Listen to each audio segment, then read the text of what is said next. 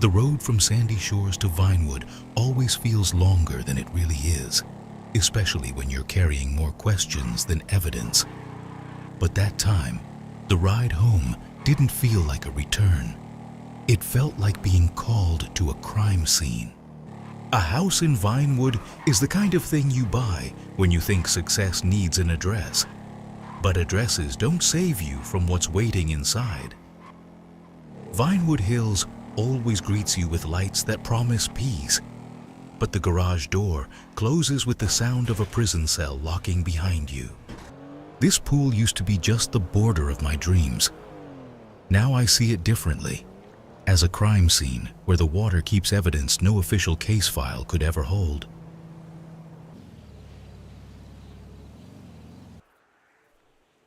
She used to come to me through the water like the night had simply opened a door.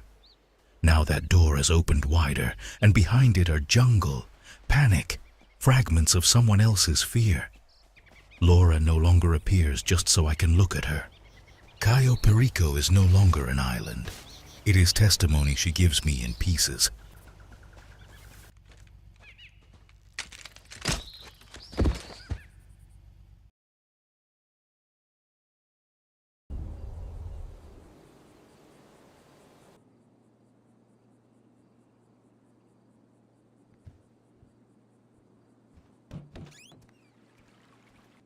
I used to look in the mirror and see a sheriff's deputy.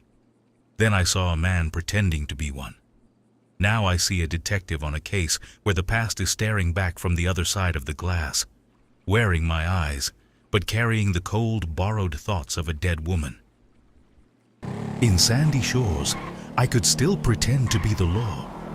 In Vinewood, that word sounded like a bad joke told in the wrong room. But when I need a desk, a lamp, and enough silence to take someone else's past apart piece by piece, I go to Bottom Dollar. Bottom Dollar never looked like the kind of place where cases begin. My office became the place where I lock up other people's demons while my own wait for me back home by the pool.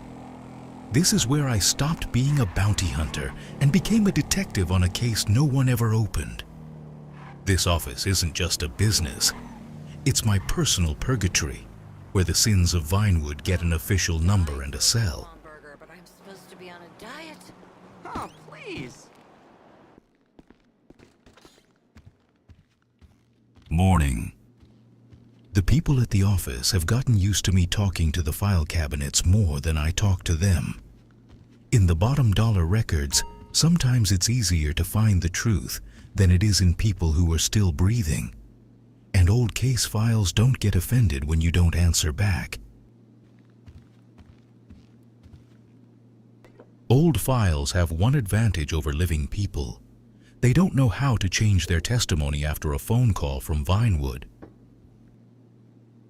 In the silence of the office, it's easier to hear what no one says out loud.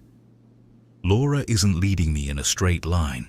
She's leading me through the people who are afraid to even say her name.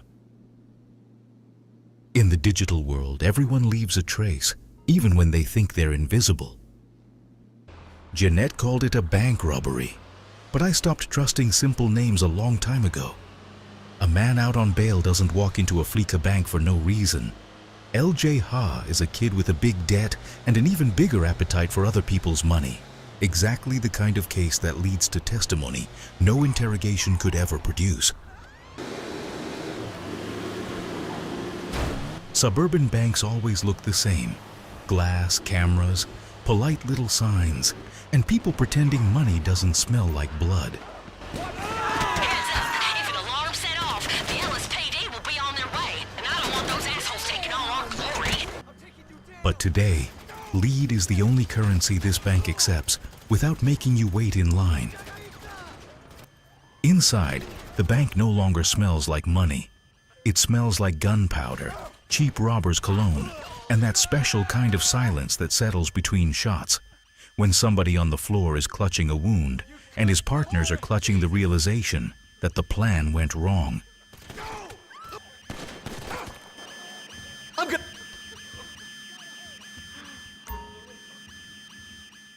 Your luck ran out today.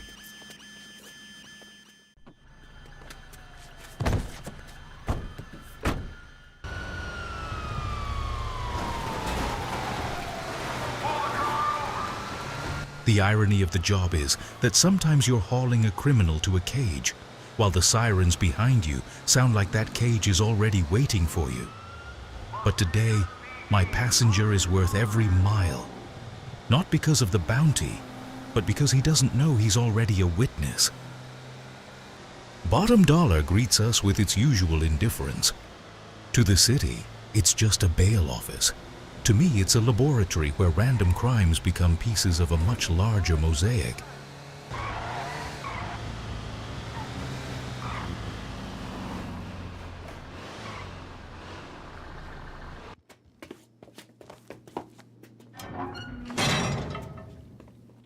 You think you got picked up for a robbery. Truth is, you were just in the right place at the right time for the right case. Now it all depends on how talkative you are. LJ turned out to be talkative. Now the names I've been looking for are finally starting to take shape. LJ didn't give me evidence. He gave me a direction. He said that after one party in Vinewood, a shipment didn't go to the port or the airport. It went to the Gran Senora Desert. When Vinewood buries its dirt in the desert, it usually calls people who don't ask questions. The O'Neill brothers are exactly that kind of people. If the O'Neill brothers took a shipment from Vinewood, then they're no longer just a desert gang. They're a link in the chain. And you don't question chains politely. You break them. The desert has no patience for extra words, and the O'Neills are not the kind of audience you interrogate. I'm not going there for justice. I'm going to clear the trash blocking my view of the road.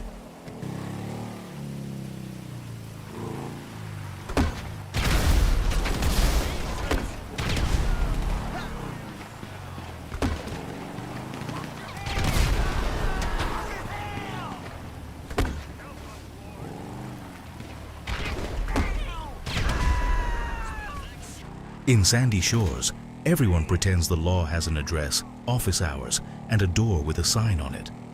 But sometimes the law comes back from the road with gunpowder on its hands and no desire to write a report.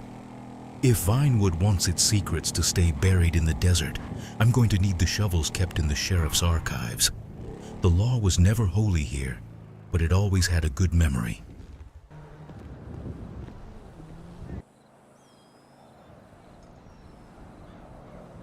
In the sheriff's archives, sometimes you don't find answers. You find old coincidences that have spent too long pretending to be dust. A weapon serial number from an old case someone rushed to close without a conviction. When a serial number leads not to a store, but to a man who sells things that officially don't exist. You go to him, not to a courtroom. I brought him a souvenir from the O'Neills, an old rifle with markings you don't find out in the desert. Hardware like that usually belongs to people in expensive suits who don't leave fingerprints. If this gun starts talking, it'll tell me more about Vinewood than 1,000 sheriff's files ever could. The dealer confirmed what I already suspected. The weapons weren't local. The serial numbers were professionally erased, not the way street gangs do it, but the way people with access to military stockpiles do it. The chain is getting longer, which means somewhere out there is a person who thinks they're outside the frame. You look like you haven't slept in days, Loro. When was the last time you allowed yourself a normal night's sleep without turning it into an interrogation? I didn't call you here for a diagnosis. Sleep is a luxury for people who still haven't found what they're looking for. I can already see the outline. The outline of what? A case you never officially opened. You still don't understand, do you? You're not investigating a murder. You're accepting an inheritance. You already know that, but you're afraid to say it out loud. I'm not afraid to say anything, Dr. Moreno. I don't need this inheritance. I need justice. Justice in Los Santos is a fairy tale. You've stopped being able to tell the difference between an investigation and an obsession. Obsession is what you call it when there are no results. I have serial numbers, dead O'Neill brothers, and a name that doesn't appear in any report. I want to know whose signatures are on the invoices that brought those rifles into the desert. Be careful with names, Loro. Once you learn them, this office will stop feeling like a safe place. Some doors are better left closed, even when you have the key.